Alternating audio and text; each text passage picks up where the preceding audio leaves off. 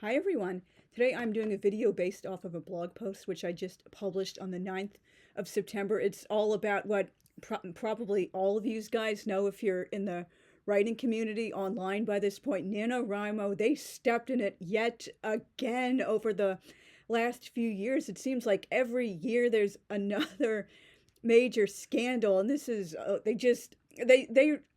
just totally lost for words at what they did this time. They're like going to the mat to defend generative AI, not just like assistive AI that most people can understand, for example, like Spellcheck and autocorrect and stuff like that. But and they just quadrupled down when many people called them on it, and they lost a bunch of sponsors. This also briefly like touches on some of their other scandals, like the child grooming, like massive child safeguarding failure from last year, and the like, Vanity Press sponsorship, like the anti-Semitism from the Berkeley brass. Like totally not shocked, given what people from Berkeley are stereotypically like, and all those other things. But the main focus of this is the AI, of course, and I may do future videos talking about those other specific issues because it's just one scandal after another. I'm like totally lost for words at how they just keep stepping in it. As just about the entire writing community knows by now, NaNoWriMo recently issued a complete clusterwhat of an official statement supporting the use of AI in creative writing. Not just normal things, as I was saying, like spell check, autocorrect, and text to speech, but generative AI in place of actually creating one's own original story. They made it even worse by categorically condemning anyone against such AI as inherently privileged, classist, and ableist. Like, I mean, what are they thinking? Seriously. Irony of ironies, saying the disabled, poor, and working class can't write without generative AI is the real ableism and classism and privilege. What an absolute insult and slap in the face to everyone throughout history who has somehow managed to write good stories despite not having a lot of money or being able bodied. Generative AI also costs money, surprise, surprise. Wouldn't it require a class privilege to be able to afford the software and a monthly subscription, as well as a computer or other electronic device and Wi-Fi? People without money have been writing longhand since forever, or using typewriters or computers at a library or school. I mean, seriously, when you don't have a lot of money, particularly when you grow up like that, you just learn to find a way, or you either like sadly realize, oh, I have to do without this until I'm older and working, or my parents are in a better neighborhood, they have their own house, and I'm going to a somewhat nicer school, I can have access to these nicer things. But in the meantime, I'll just have to do without, or like curtail the full extent of what I want to do. I mean, seriously, it's just not rocket science. I'm totally lost for words at how like, completely ignorant they are. But the ivory tower people, seriously. To use probably the best known example everyone is familiar with, Helen Keller wrote many books, was deeply involved in political activism, and had a very active intellectual life without AI. Such a thing didn't exist in her era.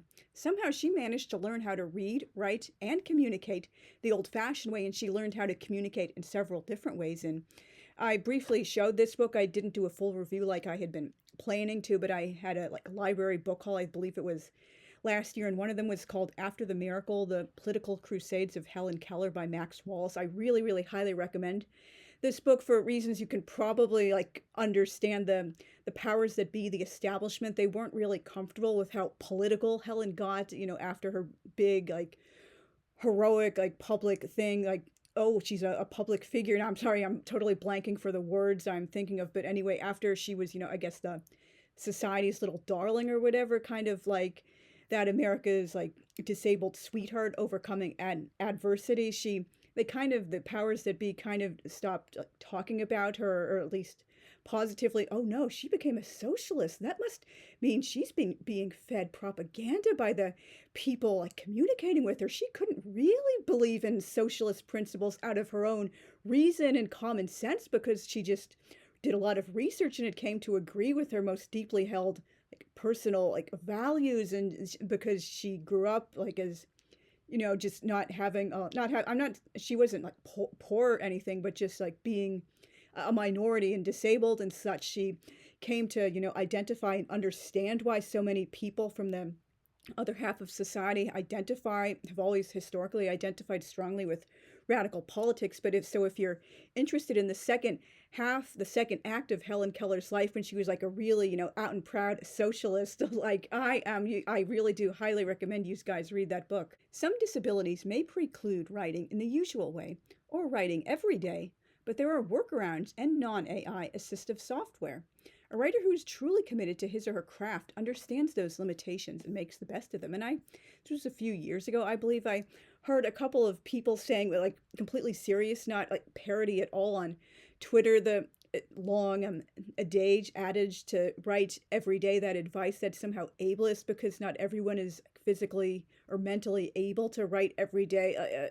What, again, are you, or what's going on upstairs? No one is saying you literally have to write every day if you, like, physically or psychologically, whatever, cannot, but it's just a good habit to get into. And that also doesn't mean you have to sit down and write like 5,000 words a day, or even like 100, maybe even like, 10 words a day if that's all you can manage. And that's 10 words you didn't have yesterday. So I just don't understand. So many people just throw these words around, like, for example, ableism, and they kind of tend to lose all meaning or become, like, some people think of them as overused jokes, not to be taken seriously, because they've been just tossed around at every little thing, the boy crying wolf effect. I'm just so tired of this stuff. Oh, and as I was just saying, as I've said many times prior, it really grinds my gears how real words and concepts with very specific meanings have been tossed around so much they've become jokes and aren't taken seriously. This creates a boy crying wolf effect and makes it much harder to have important conversations about serious, real issues. The fools who wrote that statement wouldn't understand real ableism, classism, or privilege if it knocked them over in a windstorm. This is empty, shallow, meaningless virtue signaling, not deeply caring about social justice. Yeah, like, what else is new with these, like, perpetually, like, outraged, terminally online, like, SJWs? And keep in mind, again, I am a socialist. I'm not conservative at all. So, like, and believe it or not, many people who are leftists like I am, that we're also just sick to the back teeth of all this, like, complete crap and total nonsense. This is not what actual political progressivism is about at all.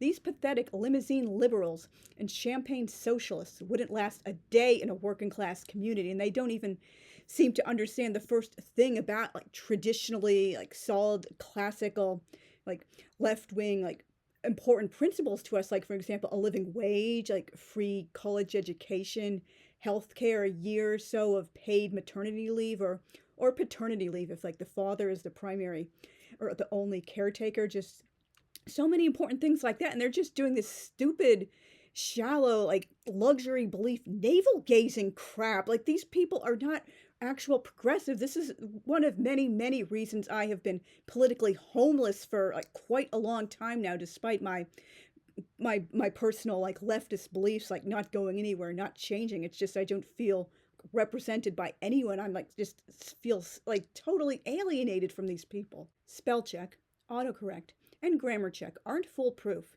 So many times, word or pages has changed a spelling I meant very well to type since it wasn't in their dictionary. And that's really, really annoying, particularly when they keep doing it like 3, 4, 5 times in a row, and I have to keep typing it, and then they change it, and I type it back, and they change it again. Like, seriously, like, just, can you not understand? I'm trying to deliberately type it that way, or maybe it's a name or a word in another language, so obviously it's not going to adhere to English orthographic conventions like that. Typos are autocorrected to totally different words. The software falsely assumed I was trying to type, or I just had a typo that wasn't corrected or spell checked at all, because it is a correctly spelt word. For example, I've been finding a number of these as I've been going through my finally finished book on a dream deferred, Lyuba and Yvonne at university, for the second draft edits. For example, claw chowder instead of clam chowder. I made that typo in a completely separate book with different characters years ago as well. And can we just eat candy and coolies all day, someone asked. I obviously meant to type cookies, not coolies, or so instead of sit, or just a bunch of other words that are correctly spelled, but they're just not, obviously, definitely not the word I meant to type, and don't even make sense in the context at all as well. Grammar check is so error riddled and ridiculous. I disabled it years ago.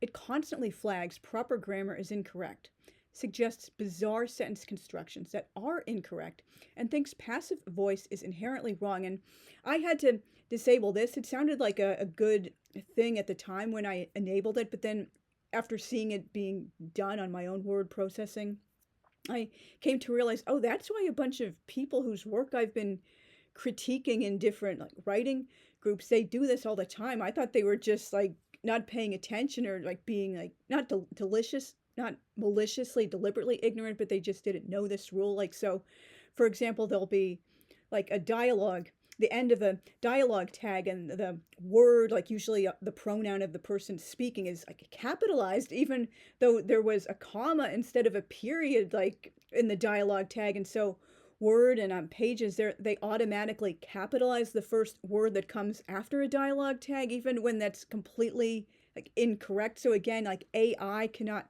figure that out. You have to do that all by yourself. Also, while it's good to have another set of eyes on a manuscript, the actual writer will always know and understand a story better than anyone else. Part of developing as a writer is learning how to self-edit and trust one's instincts, which unfortunately many newer and younger writers these days, they just don't seem to understand. Writing by committee is a very modern trend, not something great writers of yore engaged in. Writers like Shakespeare and Dante somehow managed to produce some of the greatest literature in history without a team of crit partners and betas. I mean, I kind of feel like a dinosaur, but I am like validated when I see other people saying they don't have betas and like crit partners themselves. They just pretty much just they share it with a few people. Maybe like, for example, when I do the not 6 sentence Sunday week, it became Weekend Writing Warriors after 6 sentence Sunday at the weekly blog Hop Retired, and other things I have, shared here and there with writing groups and such. But I do not have specific crit partners and betas because I'm too old for that. That was before my generation. I kind of do it the old-fashioned way. Can you imagine, like, for example, Charles Dickens or Dante or Shakespeare or anyone like writing with this whole team of people saying, oh, this is a cool concept, but I think you should make this character a completely different kind of character.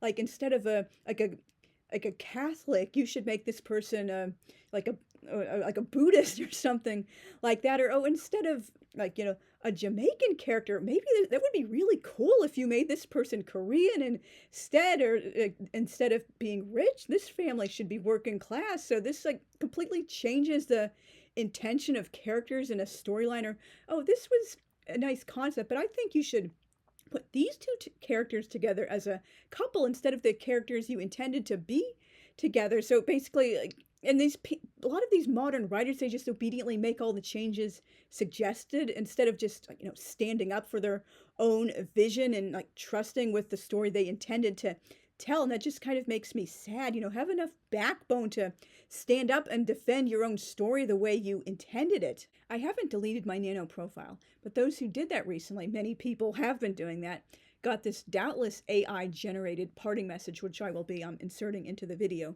Either that, or it was created by a human who doesn't know the difference between your, Y-O-U-R, and your, Y-O-U apostrophe R-E. Like, how do you get past 6th grade and not know the difference? I'm like supremely embarrassed when I see grown-ass adults making that mistake, as well as like, were, and were, and like where, and whose, and whose, then, and then it's and it. So that's a particular one that grinds my gears. How do you not know this past the damn 6th grade? Seriously? That's yet another thing AI can't do. Detect confused homophones or typos that are a correctly spelt other word, like marital versus martial. We also can't forget the Young Writers Program scandal that finally went public midway through Nano 2023 and resulted in admins closing all forums rather than reporting the perp to authorities and apologizing for the massive failure in child safeguarding. A mod grooming minors and sending them to his adult baby fetish website is a serious criminal matter, not something you can handle privately. And I'm like horrified. I correctly immediately guessed what ABDL stands for when they were talking about what this mod's website was all about.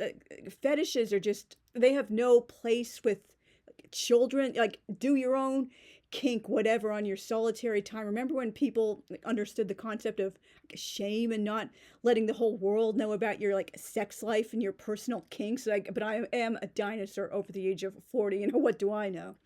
The perp has since passed away of a terminal illness, but the underlying safeguarding failure remains. And they actually thought, oh, the issue's going to sort itself out naturally. He's dying anyway, and then it'll be totally swept under the rug. Like, and there's a huge underlying like issue in the first place. Like, who knows if that will happen again? And then they're like, oh, and the drafting new agreements, I'm getting ahead of myself, saying, oh, if this does happen, like, you have to like not have children involved, and oh, we're not responsible at all. It's, you know, up to you to protect children. I mean, of course it should be up to the MLs to protect children, but the Nano organization, like, they're the ones ultimately responsible for the child safeguarding, particularly when this is, you know, happening online. The Berkeley brass in leaked communications dismissed people raising concerns as purity culture enthusiasts and religious mom types. Like, seriously, again, can we please stop calling anyone to the right of Antifa a right-wing extremist? Again, that word is tending to lose all meaning when you say anyone who's not like ultra super duper like woke type TikToker is like must be a conservative right-wing extremist just because they're like being a classical leftist or middle of the road person or like just slightly liberal, but they're just not like the blue hair TikTok type. Sorry.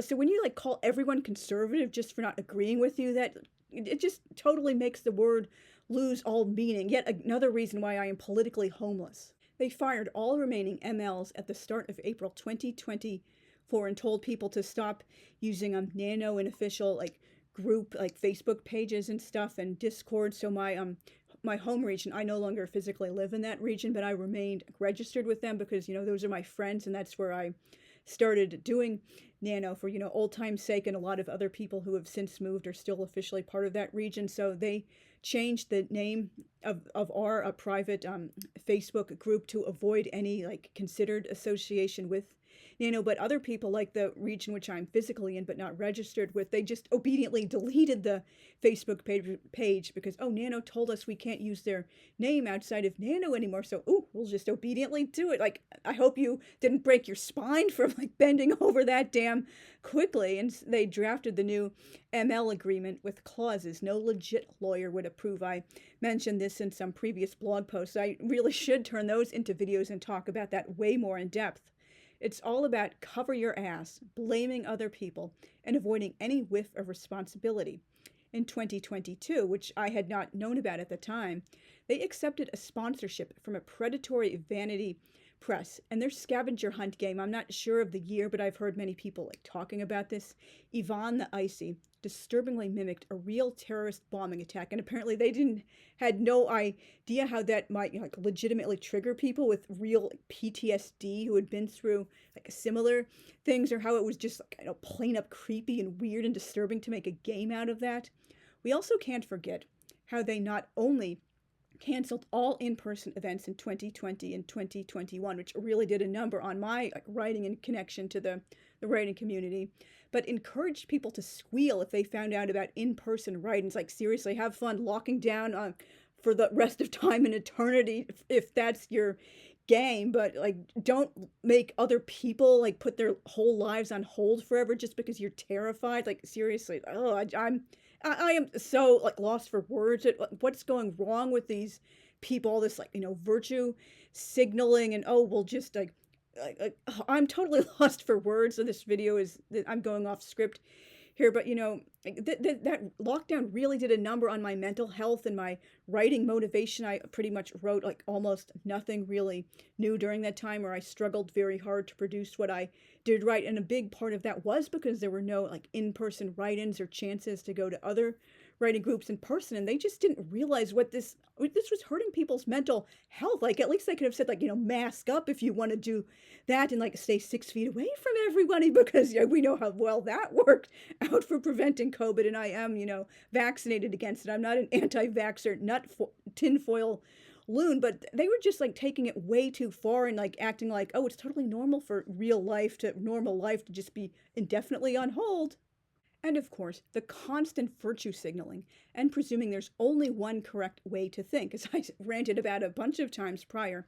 Nano is supposed to be a worldwide writing community, not a hive mind collective or political party. I mean, seriously, yeah, I'm very, very left wing myself, although many of my personal beliefs are more like old fashioned / conservative. But like, why are you making all these like polarizing political statements like, publicly, and assuming like everyone should agree with you, or if they don't, they must be again the raving right wing extremist conservative clown just because they're not 100% on board with your little group think? Like, leave that out of it. The reason I try my best not to get political on my videos or on my blog posts is because like I don't want to risk offending people who might hold differently. Maybe there's someone who's like a committed old school conservative like watching me. Not all conservatives are crap, believe it or not. Many of them are intelligent, even though I strongly disagree with almost everything they believe in. And so why am I going to risk like offending and alienating like potential friends or established friends just because we don't share the same political or religious beliefs? Like, leave that out of what's supposed to be a worldwide friendly like writing community. This is not a political organization, seriously. I also won't forget how they quadrupled down on their anti-Semitism and talked over actual Jews and Israelis, including the 4 Israeli MLs, whom they claimed they knew so much better about Jewish history and Jewish peoplehood. And they like cited token organizations, which mostly are composed of non-Jews and people pretending to be Jews, and that pick-me, like self-hating members of the Azza tribe. They would never do that for any other minority. If 2023 turns out to be my last year for officially doing Nano, at least I got 13 years of participation, missing only 2013 because I had so many computer troubles around that time I could barely use my computer for anything, and 12 wins out of it.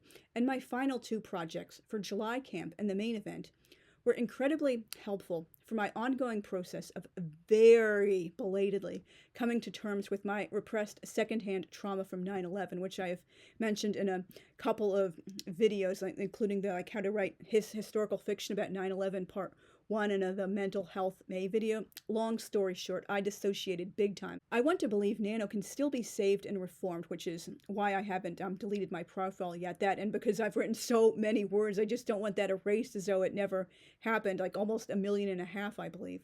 But it will take radical changes, like the replacement of the entire board and a serious acknowledgement of all their wrongdoings. Now, I'm also obviously wearing the Nano shirt from last year. Yes, I did buy it and give them money despite the ongoing like shocking scandal, because I just love the design so much, and I guess it would kind of be like a parting token in case the organization like went down or they had to like close down for a while. But in this, I know hope springs eternal. This seems almost too much to hope for, but just in case they decided to get a whole new board and make radical changes. But if not, this would be like a nice parting token. I just love the cat, like dreaming of becoming a leopard. And I got this for the first year, which I officially did Nano. I love the the image of the knight and the dragon that's showing up on the camera. I couldn't resist that imagery, and that was particularly important because my first year officially doing it after several years unofficial before I understood you only have to write 50,000 words. You don't have to write a book that's complete at only 50,000 words, like knowing my like deliberately massive like saga length word counts. That's almost never going to happen unless I were writing like a very, very young middle grade children's book, something like that. Thank you very much for watching. Please let me know down in the comments what are your thoughts about the whole like nano AI scandal and the other scandals from the last few years, or just other like unprofessional behavior, like constantly taking polarizing public positions on political issues that should completely stay out of a writing organization. Have you, like, how many years have you done Nano? Or are you like just absolutely disgusted and thinking like I am, maybe I won't do it, or like at most just use the website to track the words, and that's like pretty much it, and I'll feel compromised doing even that. Just all sorts of general thoughts about Nano. And so thank you again very much for watching. I will see you soon. Bye.